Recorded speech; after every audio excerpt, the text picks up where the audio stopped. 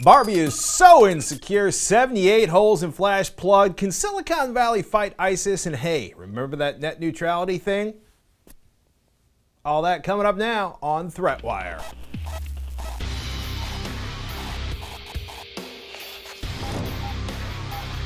Greetings, citizens. I'm Patrick Norton. This is ThreatWire for December 9th, 2015. Your summary of the threats to our security, privacy, and internet freedom. And oh my goodness, is 2015 running out with a blast.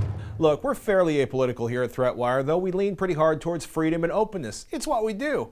And we know a lot of y'all can't stand politics or politicians, whether we're talking Republican, Democrat, Libertarian, Socialist, tinfoil hat, whatever. You hate them all. That says, let's be honest, politicians have a pretty big impact on personal and internet freedoms. Yeah, I know, duh. But as we record this video in early December, we're still waiting to see if a rider in the financial appropriations bill is going to effectively defund the FCC's ability to regulate, quote, directly or indirectly, the prices, other fees, or data caps and allowances, as such terms are described in paragraph 164 of the report and order on remand, declaratory ruling and order in the matter of protecting and promoting the open internet adopted by the Federal Communications Commission on February 26, 2015, end quote. I get a little passionate here.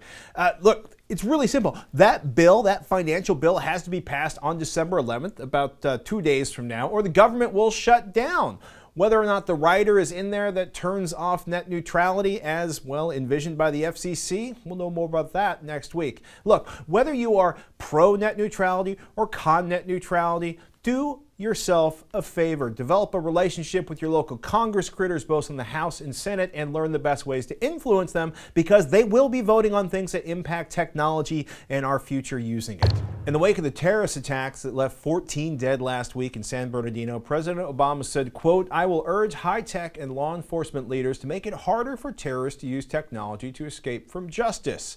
And a senior administration official secretly told Reuters last Sunday night, or anonymously told Reuters, that the White House would reach out to tech companies, quote, to offer a clearer understanding of when we believe social media is being used actively and operationally to promote terrorism, adding that they are going to work with law enforcement when the use of social media, quote, crosses the line from expressing views into active terrorist plotting, end quote.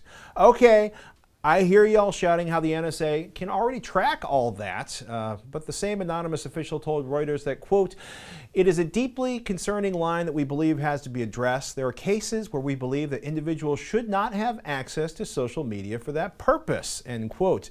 I am all about stopping terrorism, but this promises to be both technically and legally challenging, somewhat more complicated than, say, taking down episodes of a popular comedy on YouTube the night after it's gone live. Hold on, people. This is going to be an interesting ride.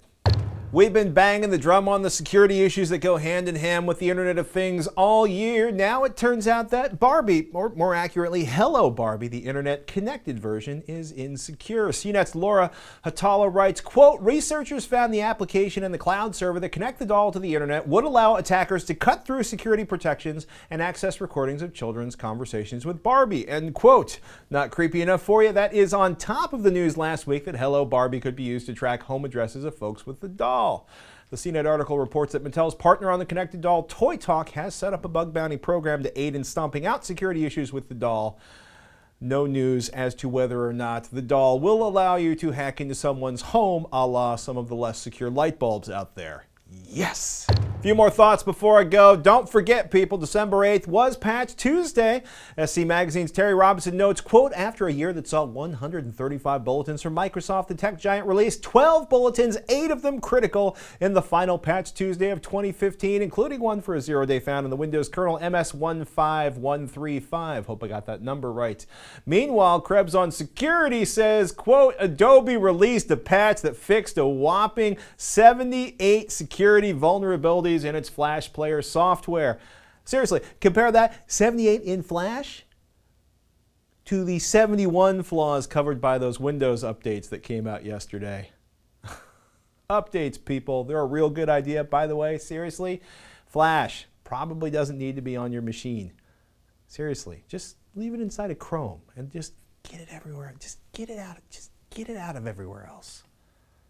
Is that too much of this at the end? Meanwhile, Wired says Bitcoin's creator Satoshi Nakamoto is probably this unknown Australian genius. Well, formerly unknown, both Wired and Gizmodo have written about Craig Stephen Wright in the last few days. Either Wright invented Bitcoin, Wired says, or he's a brilliant hoaxer who very badly wants us to believe that he did, which could get complicated because news reports are surfacing that Wright's home and offices were raided by Australian police last night.